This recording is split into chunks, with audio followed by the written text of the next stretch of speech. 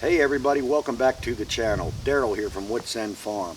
What I'd like to do today, we had a few questions regarding our outside wood boiler from a previous video, so I figured I'd take some time and let you all know how it works and how I heat my house.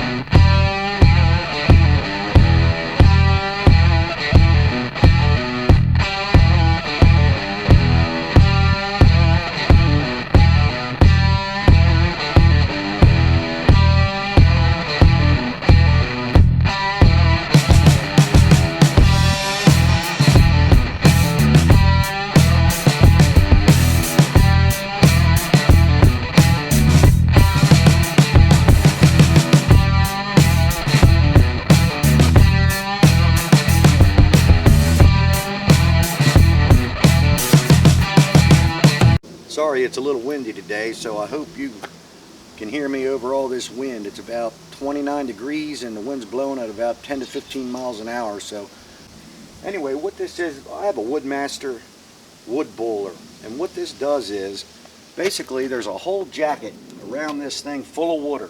There's about 125 gallons in here that basically the fire inside heats the water around. There's a pump on the back that basically pumps it to the house and then back into the stove. So just to give you an idea, this particular wood stove I fill basically twice a day. I'm sorry, I wish it was twice a week. Twice a day, morning and evening. And what it does is it burns awful hot, and then once it gets to that water a certain temperature, it shuts off. And everything's closed up, and then it smolders. And then once that temperature drops down to a certain temperature, there's a fan in this door. There's a fan in this door that'll kick on and blow the air to the fire to get it going again. Then when it reaches that temperature, the fan shuts off, and then it's airtight. So this thing will last a long time with wood, depending on how cold it is outside and how much your house is calling for heat. But all this thing basically does is heat 125 gallons of water to whatever temperature I set it to, and keeps it that temperature consistently.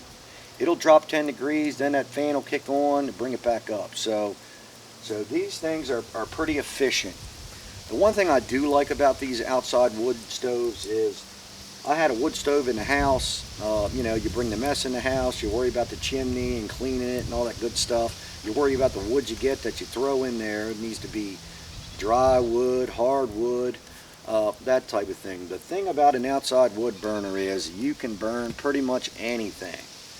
Whether that wood is green, whether that wood is pine, whether that wood, no matter what type of wood, it'll burn it. When that fan kicks onto that fire, it will start. So you don't really have to worry too much about what you're putting in there. Now, you shouldn't put like treated lumber, any woods with chemicals in it you wouldn't want to put in here. But any other type of wood, I don't care what type of pine it is or what have you. It might burn quicker, but it will burn. So you don't have the chimney to worry about. You don't have, the mess in the house. So everything's outside. So that's what I really like about it. Now, there is a few downfalls about it. Is the amount of wood that it takes to heat the house. I run through, I would say, approximately 7 to 10 cords a season, depending how cold it is. So that's a good bit of wood to split, stack. So as far as efficiency goes, I have a furnace at my house. I have a heat pump, a propane furnace, but I haven't used that, probably the furnace part, I haven't used that in 6 years or so. So once a year I do test it to make sure it's still working. But I basically use this to heat my house, and I keep the house around 72 degrees, so a little warmer than most, I guess. But anyway, it's a very good way if you have access to the wood to heat your house. Now, if I had to go out and buy cords of wood, it probably wouldn't be worth it to me. I could just flip that switch and use the propane and have them deliver the propane. But if you got the woods around You got the property around, the woods around where you're always cutting trees. Where I'm at, there's always trees down. There's always something to clean up. You know, pine trees, it doesn't matter. I stack it. So let me just give you an idea what the woods looks like. This is my wood shed where I keep my wood. It's about 20 by 16 or so. And that'll hold about 10 cords, I'd say, of wood. Now over here, in the wood stove here, let me see if you can see. It's just smoldering right now. It's got a little flame to it. But inside there, my firebox is about 4 foot deep. I don't know if you got a good view of it, but it's about 4 foot deep and about 3.5 foot or so wide. So I can put an awful long log in there. The problem is you got to pick it up to get it in there. So this whole box inside of here is a water jacket. All around and the top, the sides is all water. So that water just needs to be a certain keep the water a certain temperature. Now in the door here, if you can see this cover, there's a fan in here that basically blows on the fire and keeps it going. This is a close-up of my control board. Basically, this is telling me right here what the temperature of the water is, which is 168. So I have this stove set to 170 at its high limit. So this is telling me it's 168, so it's good. Now what will happen is, as the water temperature drops down, as the house calls for heat, 10 degrees from what I have it set to. So if I have it set to 170, at 160, that fan in the front will kick on, blow on the fire, get it hot, and then this will slowly rise up to 170, and then the fan will shut off. That way it keeps it within 10 degrees of what I have it set for. So this I can adjust, so you could set this to 150, 130, whatever temperature you want as your cutoff point. You can control it. So different outside wood burners. You know, there's different ways. Some are electronic, like this one, and some are manual that you can actually adjust with a screwdriver for your temperature. It's got an aquastat in it. So they're a little bit different depending on what you buy. See, over here, the other thing I do like about this is the chimney here, as you see. This chimney is maybe 4 foot, 4.5 feet tall. I don't have to worry about cleaning it. I beat on it once in a while to get the creosote. But when this flame kicks on, it pretty much burns all the creosote out of everything. So I don't have to worry about a chimney fire. Everything's outside, the mess is outside, the smell's outside, and the wood's outside. So that's pretty convenient. Now here is where, if you can see it here, this is where I add water to the boiler. As you can see, there's water in here. This is your fill point. This is where I fill it with water. After a while, the water will evaporate. The water does evaporate, and then you have to, you know, add a little bit of water to it. But this system is non-pressurized, so it's open to the elements.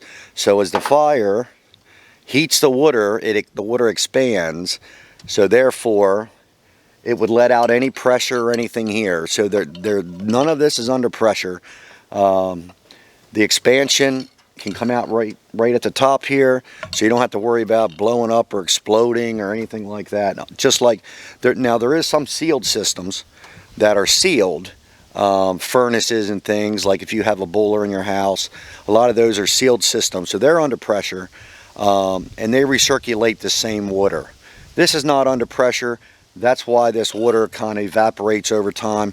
I fill it maybe, add a little bit of water to it maybe 3 times in the winter, a couple gallons, so it's minimal. Now behind here I have a pump, actually 2 pumps, but I have a pump here, and this is what pumps the water to the house. I'll give you a quick look and see what this looks like. Okay, in here are my pumps, which is one right here and one right here. But this pump pumps it the water into the house and brings it back into the stove. And it does that 24/7, 7 days a week, as long as this stove is on. As long as there's power to it, these pumps run all the time. I have another pump over here on this side, which I also heat the cabin next door to me. So actually I can heat both houses with this one wood stove. And in a minute I'll go inside and I'll show you what this water runs through to give me heat into my house. They also make antifreeze for these things because, you know, if this thing's shut down or if we lost power and it's turned off and it's 15 degrees outside, this thing will freeze. The water in the lines will freeze. Everything will freeze. So if you have one of these, you need to make sure you have a generator to take over. You know, it doesn't have to be a big generator. This is only 110. The only thing you're doing here is running those pumps and that control board and this fan. So it doesn't take a big generator to run it, but you're definitely going to want to get a generator in case of a power outage. This is the heat exchanger right here. As you can see, this is my hot line coming in, going through the heat exchanger and coming back out in this blue line. So both these are hot, but it cools down as it runs through the heat exchanger. The heat exchanger is basically, it's like a radiator in your car, or it's like a heater core in your car. The hot water runs through it, and then in the furnace, everybody's furnace has a fan in it that basically, when your heat kicks on, the fan runs. So what I've done is I set a second thermostat up right next to my main thermostat, and that just controls just my fan. So the only thing that runs on my furnace to blow the ductwork out through the ducts is the fan. So I am running the fan, so you will need your fan to run if you run this heat exchanger setup. So the fan on the furnace kicks on, it blows through the ductwork, through the heat exchanger, and then goes into the main trunk line that blows out into all the rooms of the house. So that's how my outside wood boiler heats my house. Alright everybody, that's all I got for you today. I hope this helped answer any of the questions you may have had about my wood stove. As always, if you like this video, click the like button. Don't forget to subscribe to the channel so you don't miss any other videos. And as always, be safe and be kind.